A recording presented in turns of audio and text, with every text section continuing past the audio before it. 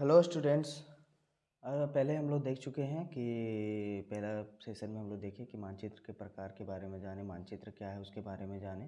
पहला question complete हो गया है। चलिए आगे जल्दी जल्दी से दूसरा क्वेश्चन के बारे में देखते हैं और आगे कैसे बनाया जाता है उसके बारे में देखते हैं। ठीक है, ये मानचित्र हम लोग पढ़ चुके थे, मानचित्र के प्रकार जान चुके थे।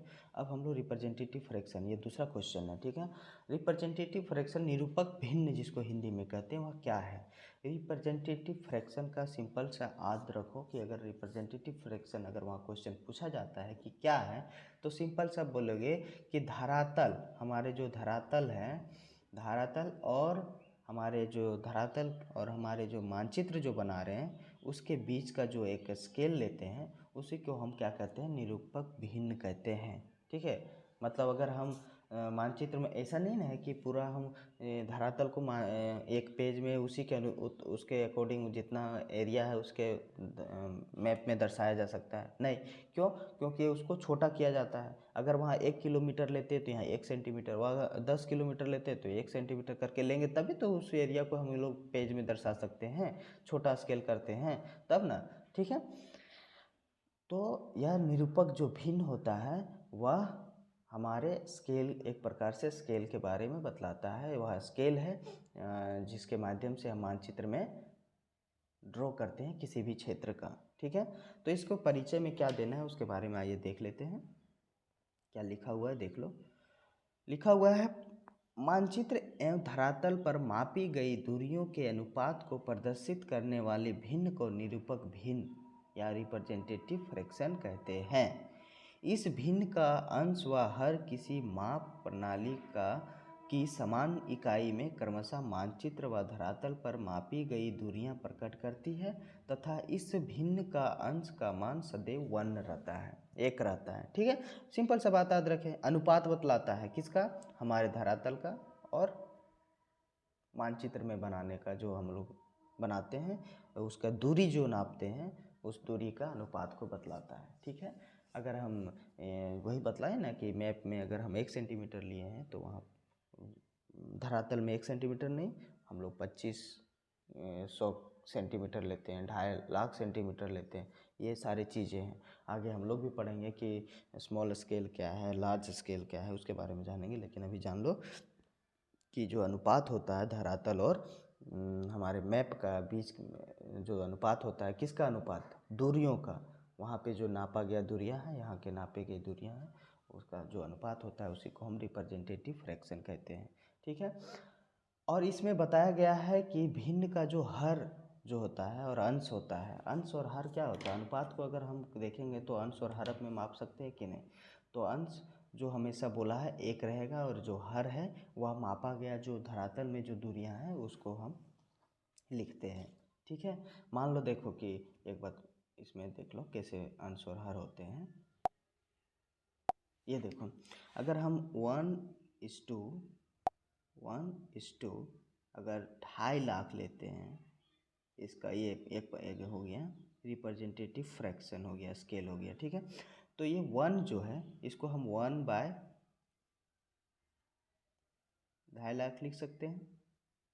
ठीक है, तो ऊपर वाला अंश हुआ, नीचे हर हुआ। अंश हमेशा सदैव 1 रहेगा। क्यों? क्योंकि यह हम लोग मैप में यूज़ करते हैं, मैप में, और यह है धरातल में, लैंड है ना।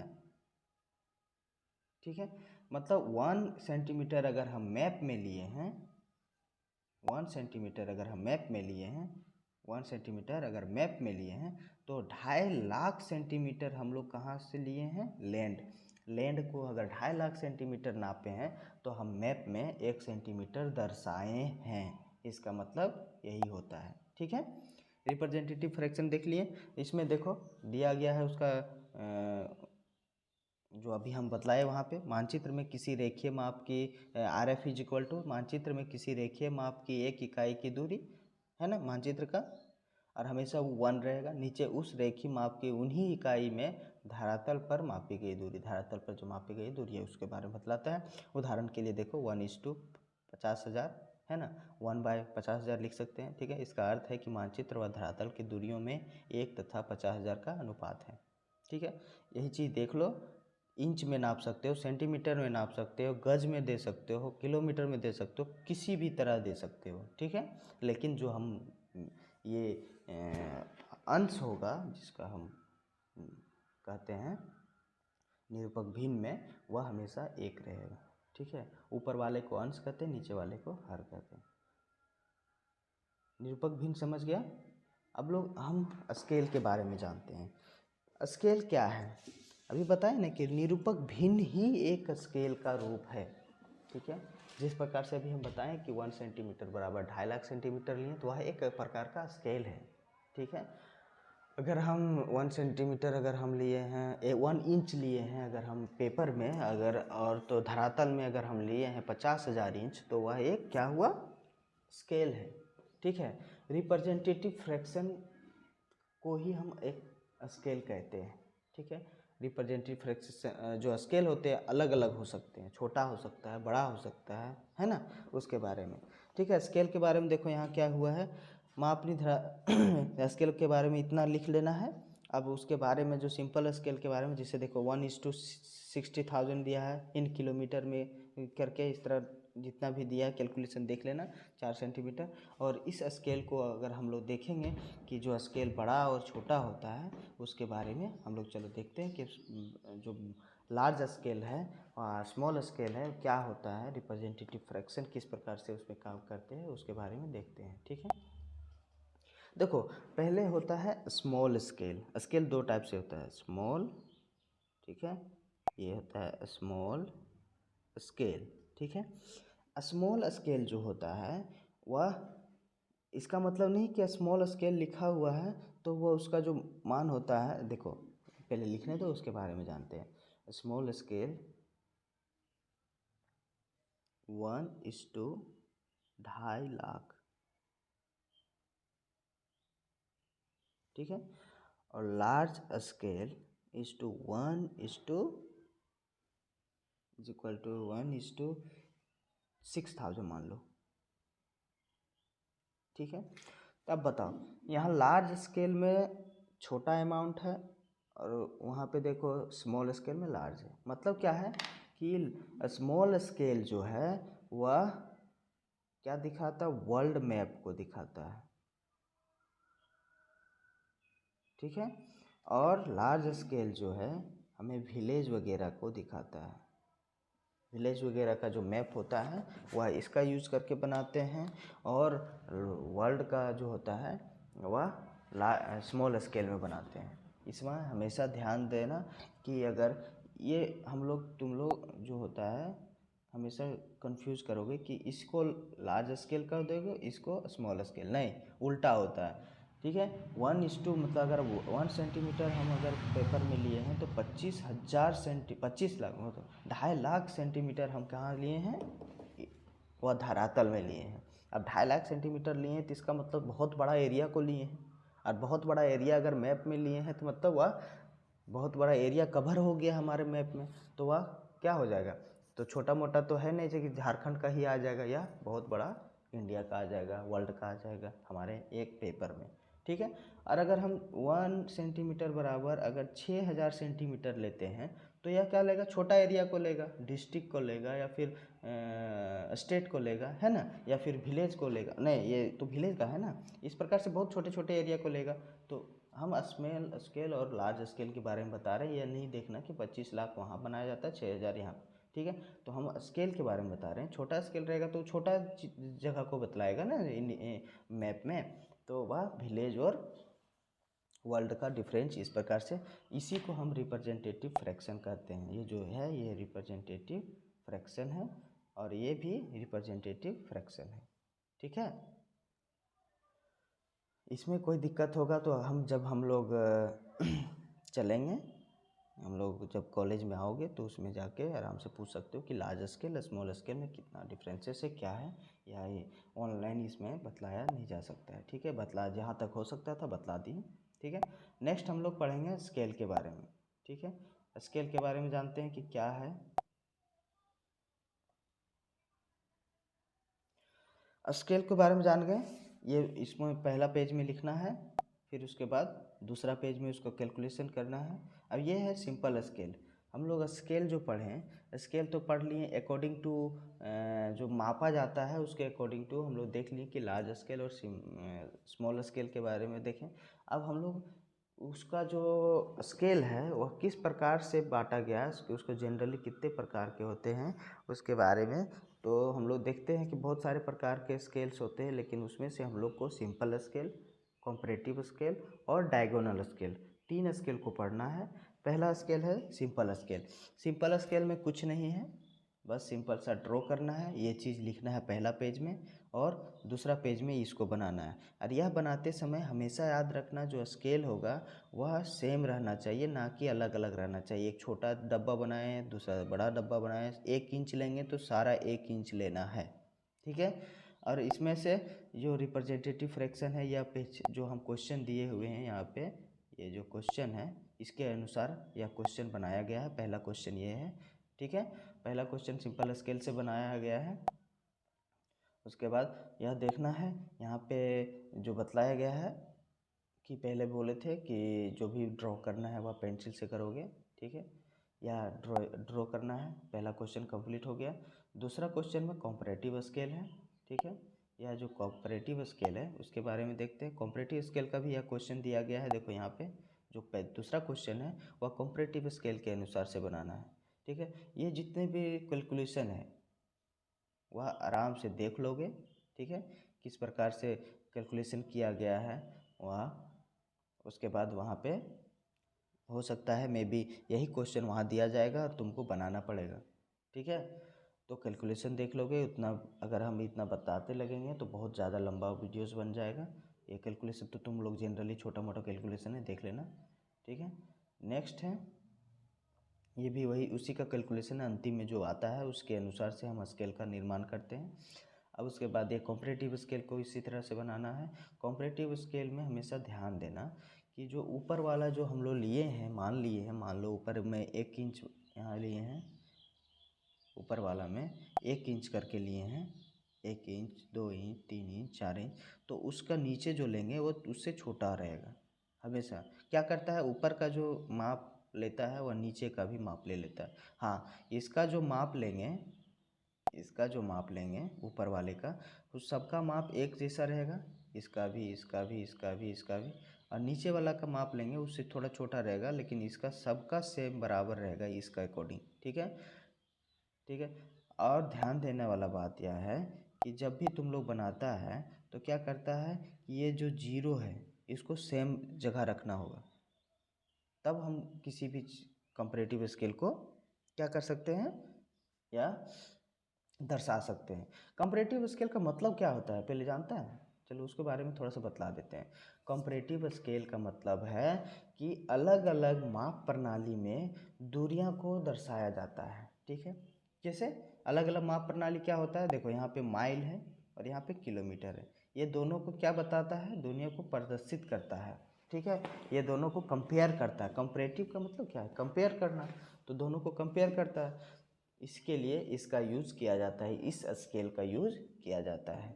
अगर हम लोग किलोमीटर में मापना चाहें तो किलोमीटर में भी वह जो हम बनाएंगे जिस स्केल से बनाएंगे मैप को वो देख सकते हैं। माइल से भी नापना चाहें तो माइल भी, लेकिन दोनों का स्केल, दोनों स्केल से मतलब किसी भी मानचित्र को एक स्केल से बनाएंगे सिंपल स्केल, दो स्केल से अगर बन रहा है तो वह ये हो जाएगा कंपैरेटिव स्केल, या दो मतलब दोनों स्केल का यूज़ करके वह बनाया जाता है, ठीक है, ठीक है। ये दोनों प्रदर्शित करता है दोनों दूरियां।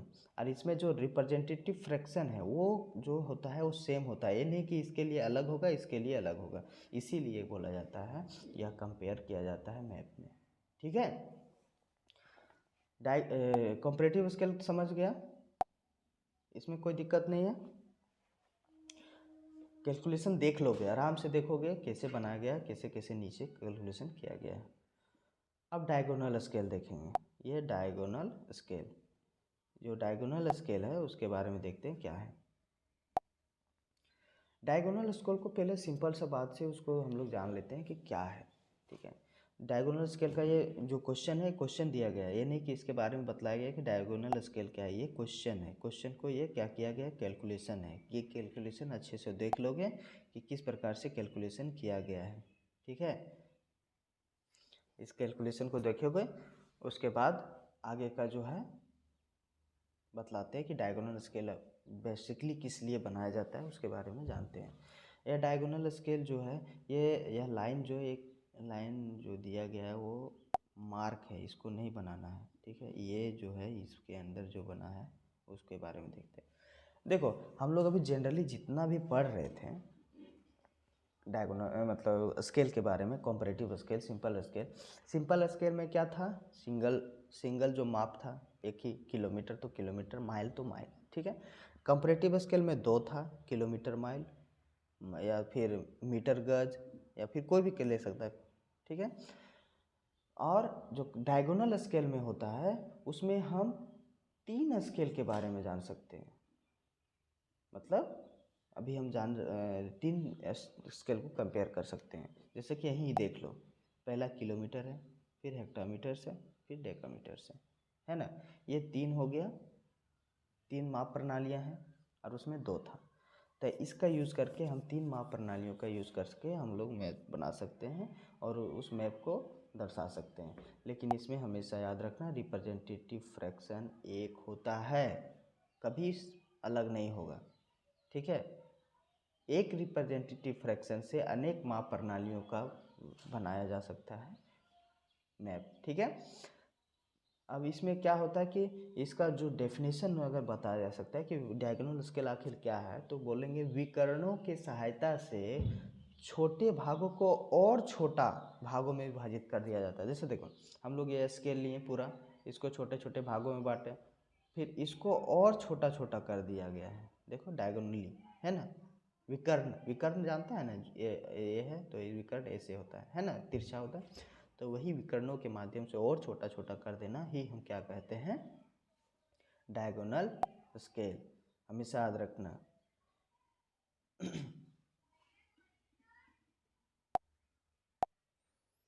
इसमें दिक्कत नहीं होना चाहिए। अगर चाह सकते हो तो अभी जो डेफिनेशन बताए हैं तो वो डायगोनल स्केल के नीचे थोड़ा सा लिख सकते हो कि विकर्णों की सहायता से जो छोटे भागों को और छोटे छोटे भागों में विभाजित कर दिया जाता है।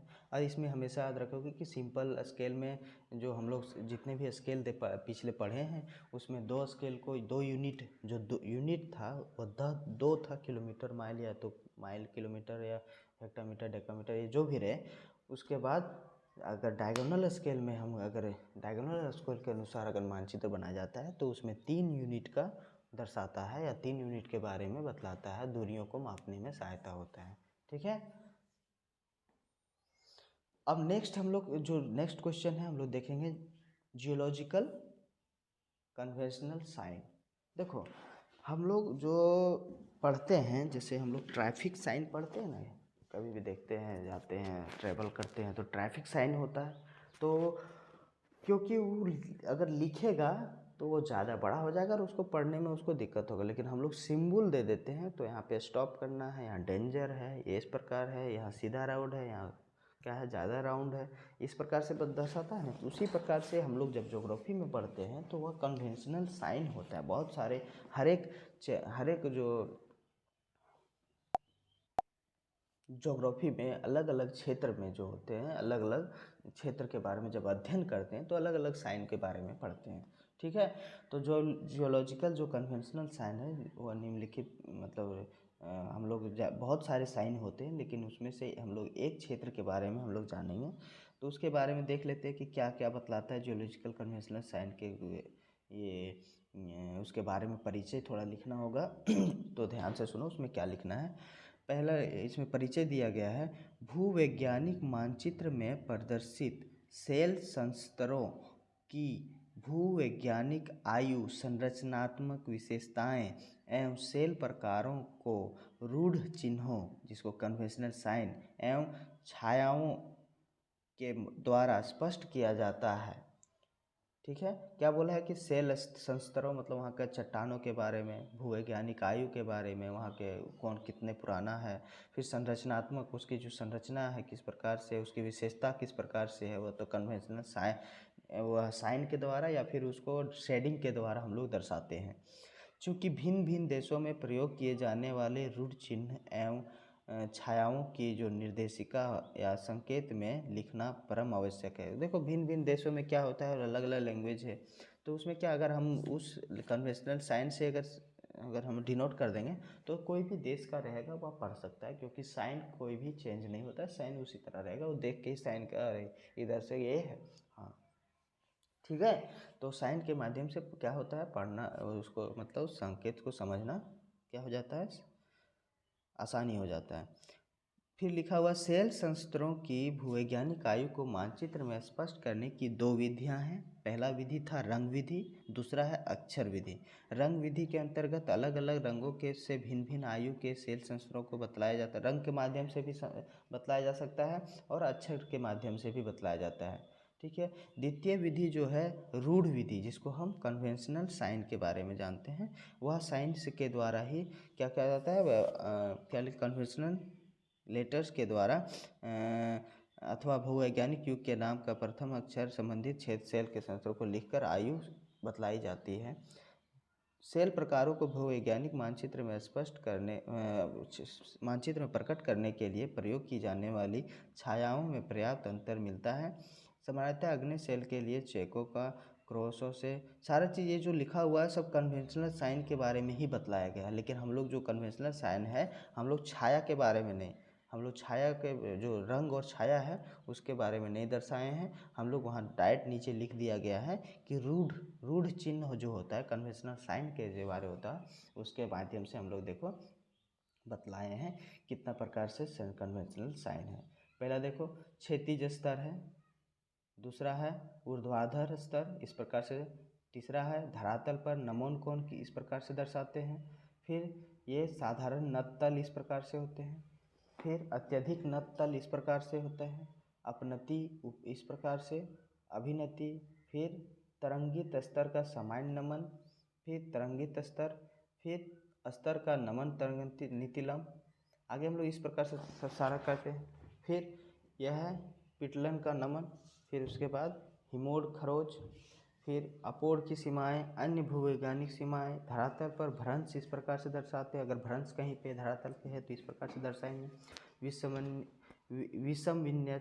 विषम विन्यस्ता तल जो होता है इस प्रकार से होता है। जलोढ़क मतलब जहाँ पे जलोढ़ मिट्टी होता है ना, जलोढ़ जहाँ पे जल को वहाँ से गुजरा हुआ है अभी सूख गया हो तो उसको जलोढ़ कहते हैं ना। नदी के जो क्षेत्र होते हैं उस क्षेत्र को इस प्रकार से दर्शाते हैं। मृत्तिका जो होते हैं उस प्रकार से, सेल जो होते हैं हमारे जो सेल है उस प्रकार से दर्शाते हैं, और स्लेट को इस प्रकार से।